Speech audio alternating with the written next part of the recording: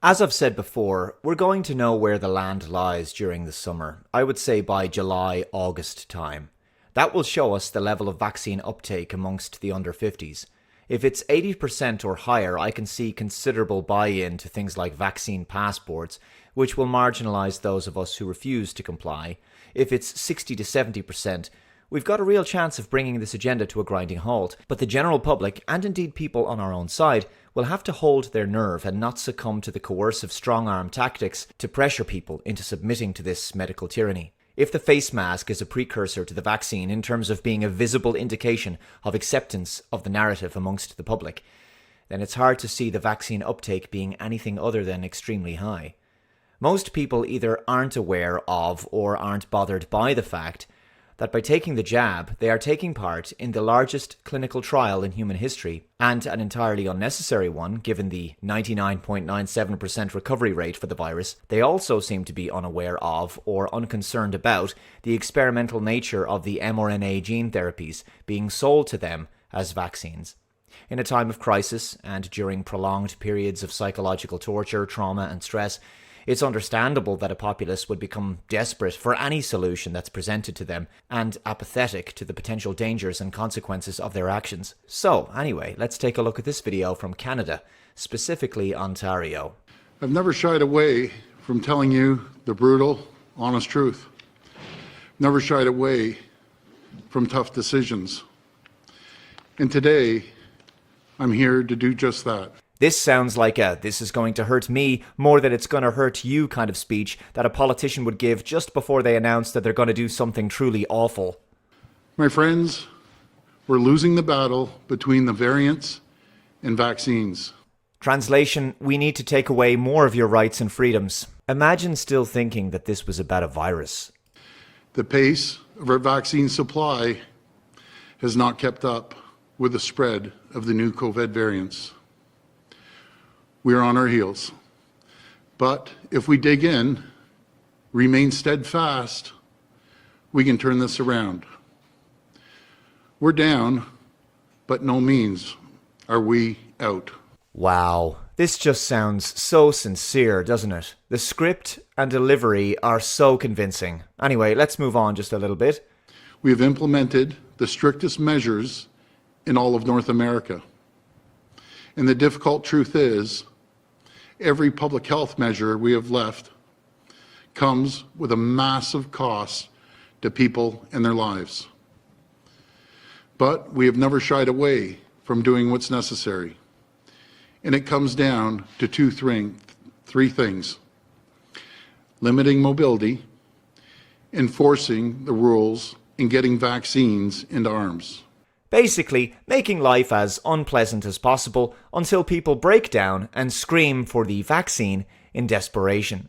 A vaccine that, in truth, isn't really a vaccine, and it's also being pushed on the populace by some global organizations and individuals obsessed with the notion that there's too many people on the planet. You know, the likes of Bill Gates, who's previously sterilized women with vaccines in the third world. The rush for the vaccine, in my opinion, is a trap. It sounds like a trap. It looks like a trap. It's probably a trap. I think this is about population reduction on a massive global scale over the next few years. I think we're looking at mass sterilization at the very least, and a genocide. Based on all my research, and you've seen the 120 plus videos I've made on this topic over the past year, the only conclusion that I can come up with is that the obsession with getting everybody vaccinated is meant to sterilize and kill a lot of people over the next several years. Now, most politicians may not even be aware that this is the ultimate agenda, because they're just bought and paid for puppets of the globalists. But the globalists know full well what they're doing. It's their plan. The sickness and death that will come from the vaccines over the next few years will, of course, be blamed on the unvaccinated, and, of course, new mutant strains of COVID. And as your premier, it falls on me to make the difficult choices. It falls on me to do what's necessary. Oh, you're such a big man. What a hero. It must be so difficult for you to have the weight of the world on your shoulders. Poor you, having to take away people's fundamental rights and freedoms. It's gotta be tough to make these difficult choices. It's not like you're just following the orders from the psychopaths behind this scam or anything. No, you're totally making these decisions on your own initiative. So brave. So effective immediately, we're extending the emergency declaration and prolonging the stay-at-home order province-wide for an additional 2 weeks, for a total of 6 weeks. Outdoor gatherings will now be strictly limited to members of your own household only. Anyone who lives alone can join with one other household. We'll be closing all non-essential construction. We're restricting all outdoor recreational amenities, such as golf courses, basketball courts, soccer fields, and playgrounds. We're reducing capacity in big box retail even further to 25%. Beginning on Monday, places of worship will be capped at a maximum of 10 people indoors. To get ahead of the variants that are plaguing Western Canada, beginning Monday, we're setting up checkpoints at all interprovincial borders. We'll be limiting access to border crossings between Ontario and the provinces of Manitoba and Quebec, with exceptions such as work, medical care, or transportation of goods. And we're calling on the federal government to immediately tighten up our international borders. Once again, I'm reminded of that scenario planning from the Rockefeller document from 2010, Lockstep, a pandemic that was used to justify absolute state control and authoritarianism. So understand the restrictions will be strongly enforced because they must be. We know that when they're followed, these measures work. They reduce mobility, and they do flatten the curve. They worked so well at flattening the curve that the last 13 months have been the longest 2 to 3 weeks in human history. I love the way he sells this bad news to the public, breaking it to them gently, as if it really hurts him to have to say these things. This kind of vibe of desperate times call for desperate measures. But there's an almost parental aspect to this. It's like tough love. Again, this is the love-bombing phase of the narcissistic control. We know this because we've seen them work before. What we need now is for everyone to follow these rules. These variants are infecting and killing younger people every day. We need more time to continue vaccinations to priority populations, because getting needles in arms will help put this pandemic behind us. Firstly, absolute bollocks. Show me the fatality data for healthy young people with no underlying conditions. Secondly, getting needles into arms is what this is all about. Big Pharma pushing to drug the entire population through coercion and psychological terrorism. What could possibly go wrong? As a government, it is our responsibility to take action to address non-compliance and prevent further transmission of COVID-19. That is why, after consulting with public health experts, we have made the deliberate decision to temporarily enhance police officers' authority for the duration of the stay-at-home order. Temporarily. Moving forward, police will have the authority to require any individual who is not in a place of residence to, first, provide their purpose for not being at home and provide their home address. Police will also have the authority to stop a vehicle to inquire about an individual's reason for leaving their residence. I cannot stress this enough. It is imperative that everyone limit their trips outside of the home to permitted purposes only, such as going to the grocery store or pharmacy, medical appointments, outdoor exercise, or for work that cannot be done remotely. So now, you can be stopped at any time in Ontario by the police and questioned as to why you've left your home.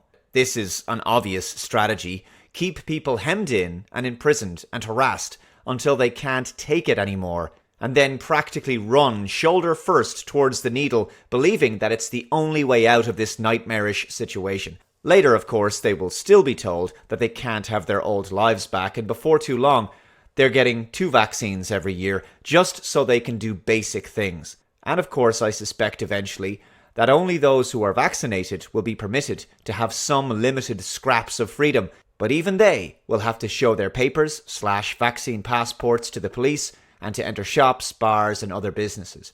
The unvaccinated will continue to live under house arrest. The biggest issue we face is that the general public around the world cannot bring themselves to believe that their public representatives are lying to them and actively working for truly satanic evil forces. The sooner they realize the evil that's at work in the world, the sooner they can start fighting it. We know that stay-at-home orders work. We've seen their success in slowing down the spread of the virus and saving lives. Yeah, they worked so well over the past year that they actually didn't work. That's how well they worked. It sure is difficult to control this magic virus and all of its variant offspring, but it's pretty easy to control the general public, isn't it? Hey, Randy. I'm sorry. Sometimes I despair for humanity. I mean, what kind of a timeline are we in that I'm expected to take seriously a politician who is wearing what looks like a woman's lingerie on his face? Oh boy. Yeah, hi. Thanks for taking my question. I'm wondering about these new police powers to just randomly stop someone walking down the street or to pull over a car. What happens if a person refuses to answer the police questions? Pass that to the Solicitor General. So by issuing these new additional enforcement measures, it allows police officers to ask the person why they are not at their place of residence and what their place of residence is. And specifically to your question, if you are not willing to comply, then you are breaking the law, and there is an option for the police officer to issue a ticket. Thank you. You can get a ticket for leaving your home if the police officer doesn't like your reason. Oh, quick, put your mask back on before a COVID variant attacks. Phew, that was close. You kept everyone safe there. There was almost going to be a major surge in hospitals. Oh, wait, hold on. She took it off immediately afterwards. Okay, I'm really confused. Are we not safe again? How much is the ticket? And also, if someone sees their neighbors breaking these new regulations and having a party in their yard, that sort of thing, should people call police on their neighbors? So in terms of the ticket cost, that of course is set by the Chief Justice. Currently, if you break an order under the EMCPA, then it is $750, as I understand it. In terms of people calling to snitch, to inform, look, we all have a personal responsibility, and I would hope that the vast majority of us would take that personal responsibility seriously. When we see the ICU numbers rise, I would hope that people would take a second thought and consider their neighbors, consider those healthcare workers who have been working incredibly hard over the past 12 years. I'm never going to encourage people to inundate the bylaw enforcement or police departments with calls, but if it means saving lives, then I think we have to think about what your social responsibilities are as an individual to make sure that you don't empower other people and invite a whole bunch of individuals to your home. Translation, yeah, it's good to snitch on people trying to live and enjoy their inalienable human rights and freedoms. Anyway, here's a little snippet from this guy's speech.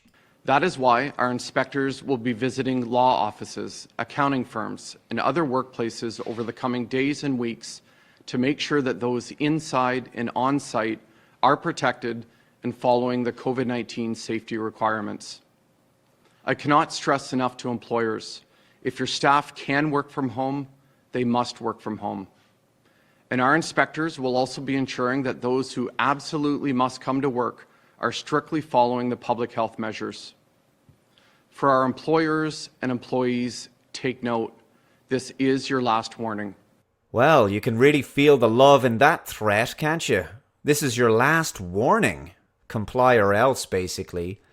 You know, isn't it interesting? Our politicians and world leaders are apparently fighting to save humanity from a deadly killer, super contagious, civilization-destroying super plague. But every single one of their policies, the way they communicate them, the enforcement and policing of the policies, and the ways in which they force people to live in fear and panic, All of it is devoid of humanity. Everything about the last year, about how we're being conditioned to live and the punishments people face for refusing to comply. It is all without empathy, humanity, compassion, love, care, and trust. It's all about breaking the human spirit and training people like animals using carrot and stick policies. Obey, and you might get some scraps of freedom and some outside time. Disobey, and you will be punished harshly. Finally, I wanted to briefly discuss this clip from Ireland. It's an interview with Taoiseach Micheál Martin on Virgin Media One's Tonight Show. But it might be of interest to note that the President of the Commission, for example, was in touch with me over a fortnight ago. The Commission is getting ahead of this. They look forward to a situation where we will have a faster readjustment of vaccines, particularly the mRNA vaccines, to deal with variants, for example, any emerging variants in the future. They're looking at ordering vaccines to vaccinate teenagers and children. They feel, the scientists are telling the European Commission, this is the next phase. And so they're ordering hundreds of millions of more vaccines for 2022 and 2023.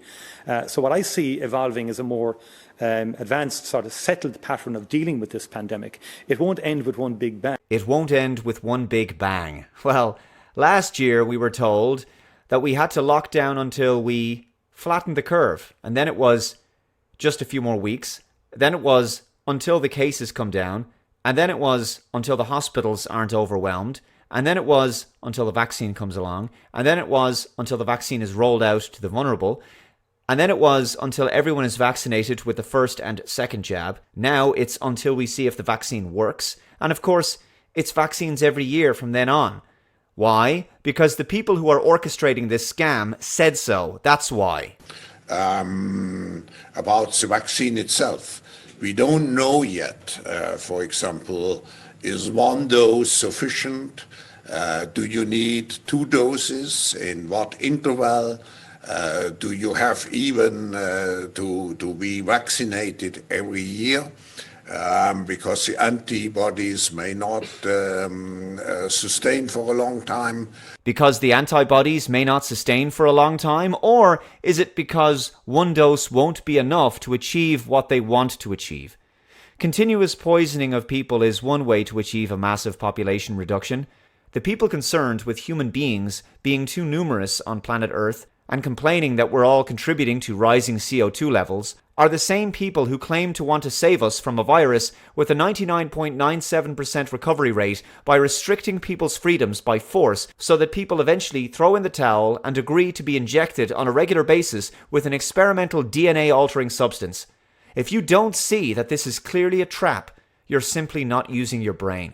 Thank you very much for watching this video. If you'd like to support my work, you can do so via computingforever.com/donate, or you can visit Subscribestar. The link is below. It's very much appreciated. For as little as $1 a month, you can help to keep my work going. Please share this video if you can, and I'll catch you in the next one. Bye-bye.